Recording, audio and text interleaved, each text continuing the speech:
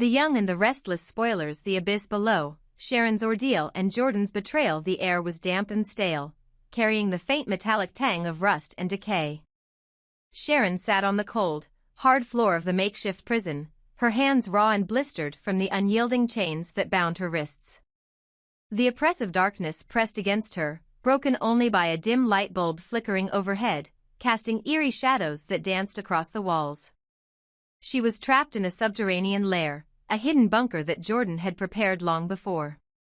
It was a place of nightmares, and Sharon was its latest victim. The dark discovery. Sharon had grown used to the suffocating silence of the bunker, but tonight, something felt different. A faint sound, almost imperceptible, a strained, ragged breath, reached her ears. She froze, her heart pounding as she scanned the room. There, in the corner, shrouded in shadow, was another figure. The person was chained like her, their movements sluggish, their breathing labored. Sharon edged closer, her chains clinking softly. As she drew nearer, the faint light illuminated the stranger's face, or what little of it could be seen. Their mouth was gagged, and their eyes, sunken and glassy, barely registered her presence. A wave of horror swept over Sharon. Whoever this person was, they were close to death. "Hey," Sharon whispered, her voice trembling. "Can you hear me?" The figure stirred weakly but gave no response. Sharon's heart broke at the sight. She wanted to help, to comfort them, but she was powerless, chained and trapped like they were. "Who are you?" she asked softly, hoping for a clue, a connection, something to hold on to in this hellish place. But the gag muffled any response they might have given. As Sharon studied the stranger, unease crept over her. The frail figure bore signs of long-term captivity, sunken cheeks, gaunt limbs, and an aura of despair that mirrored her own. But who were they? And why had Jordan imprisoned them here? Sharon's mind raced with questions, each more terrifying than the last. Jordan's twisted plans above ground. Jordan moved with cold precision. The bunker was her sanctuary, a hidden fortress she had built long before her alliance with Ian Ward. She prided herself on always being prepared, always having a contingency plan. And this bunker was part of her ultimate safeguard, a place where she could control, manipulate, and, if necessary, eliminate anyone who threatened her carefully constructed world. Jordan had no illusions about Ian Ward. She knew he was dangerous, cunning, and utterly devoid of loyalty. But she was no fool. She had entered their partnership out of necessity, not trust. Deep down, she was always ready to betray him if it meant securing her own survival. And if Ian thought he was the master puppeteer, he was sorely mistaken. Jordan was playing her own game, one that would end with her on top. As she descended into the bunker to check on her captives, she reveled in the power she held over them. Sharon's fear amused her, but the other prisoner, her long-held secret, was a different story. They were a pawn she had kept hidden from Ian, a potential weapon she would unleash at the right moment. But for now, they were a loose end, and Jordan hated loose ends. A monster among monsters. When the heavy door to the bunker creaked open, Sharon's heart sank. Jordan's footsteps echoed through the space, deliberate and menacing. Sharon shrank back, her instincts screaming to hide, even though she knew there was nowhere to go. Jordan stood before her, a faint smile curling her lips. Well, Sharon," she said, her voice dripping with mock sympathy. "You look like you've seen a ghost. What do you want from me?" Sharon demanded, her voice trembling but resolute. She wouldn't give Jordan the satisfaction of seeing her break. Jordan chuckled. "What I want is simple. I want you to suffer. I want the Newmans to crumble under the weight of their grief. And most importantly, I want Ian Ward to remember that I'm not someone he can control." Sharon's stomach twisted at the mention of Ian. "You're working with him, aren't you? You're both monsters." Jordan's smile faded, replaced by a sharp, icy glare. "Ian? That fool? He thinks he's in charge, but he has no idea what I'm capable of. He's a means to an end, nothing more." Sharon's eyes widened. "So, what's your endgame? What are you trying to achieve?" Jordan leaned closer, her voice dropping to a whisper. Freedom, power, survival. And I'll do whatever it takes to get them. A glimpse of humanity as Jordan turned to leave, Sharon gathered her courage. What about them? She called out, nodding toward the other prisoner. Why are they here? What have they done to deserve this? Jordan paused, her expression unreadable. For a fleeting moment, Sharon thought she saw a flicker of guilt in the woman's eyes. But it was gone as quickly as it came. They're no one, Jordan said coldly. Just another casualty of a world that doesn't care. Sharon's anger flared. You're the one who doesn't care. You're the real monster here. Jordan smirked.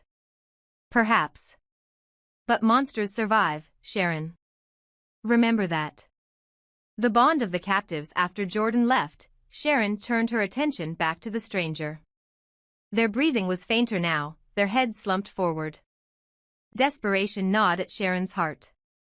She needed to help them, to keep them alive, even if she didn't know who they were. I don't know if you can hear me, Sharon whispered, her voice cracking. But you're not alone. I'm here. And I promise, I'll find a way to get us out of this. For the first time, the stranger's eyes flickered with a spark of recognition. It was faint, but it was enough to give Sharon hope. She reached out as far as her chains would allow, straining to bridge the gap between them. If she could just keep them alive, maybe, just maybe, they could face whatever horrors lay ahead together. The looming betrayal above ground, Jordan sat in her dimly lit office, plotting her next move. She knew Ian would come for her eventually, demanding answers, asserting his dominance. But she wasn't afraid. She had the upper hand, secrets he didn't know, leverage he couldn't predict. And when the time came, she would betray him without a second thought. For now, she would bide her time, keeping Sharon and her other captive as pawns in her twisted game. But the cracks in her armor were beginning to show, and her carefully constructed world was teetering on the brink of collapse. A fragile hope. Indiana, the darkness of the bunker, Sharon clung to the sliver of hope she had found in the stranger's weak response. She didn't know who they were or why they were here, but she knew one thing: they were both trapped in the same nightmare, and their survival depended on each other. As the bunker hummed with the quiet threat of looming danger, Sharon whispered to herself, "We'll get out of here. We have to. And when we do, Jordan will pay for everything she's done."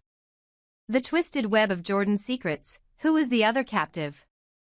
The question burned in Sharon's mind as she sat in the damp, oppressive darkness of the bunker. Who was the person chained alongside her? Their weak, shallow breaths haunted her, and though their face was obscured by shadow and the gag that silenced them, there was something unsettlingly familiar about them. Sharon couldn't shake the thought that this prisoner wasn't just another random victim of Jordan's cruelty. No, there was more to this. The mystery of Heather's doppelganger. Meanwhile, in Genoa City, whispers of conspiracy and confusion rippled through the community. When the submerged car was pulled from the river weeks earlier, investigators found a body in the vicinity, one they assumed was Heather's based on the striking resemblance. The police, careful to follow procedure, had transported the body to the county morgue. Forensic reports were inconclusive at first, but visually, the body was a perfect match for Heather. Her unmistakable features were eerily intact, even in death. But something about it didn't sit right with Detective Harding, the lead investigator. How could it be Heather if people had reported seeing her alive only days earlier? And if it wasn't Heather, then who was this identical stranger? Theories began to emerge.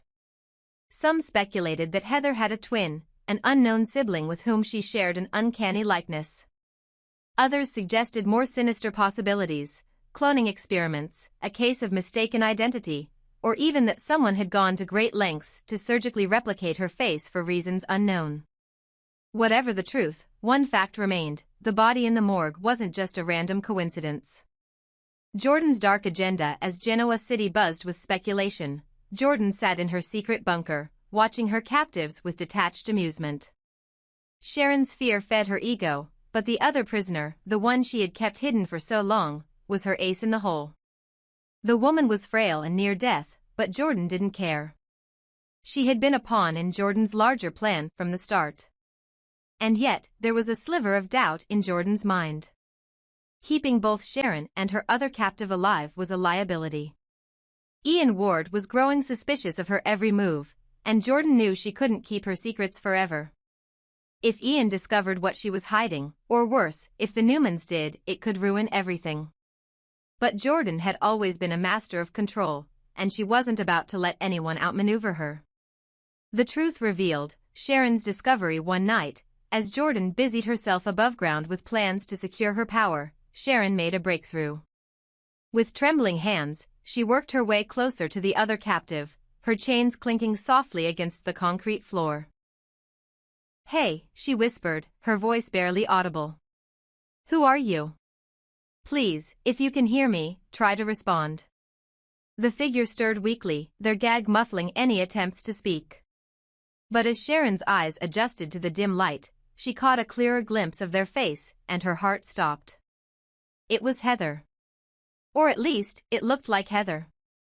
"No," Sharon murmured, shaking her head in disbelief. "It can't be, they said you were dead." Heather's doppelganger looked up at her, their eyes filled with desperation and fear.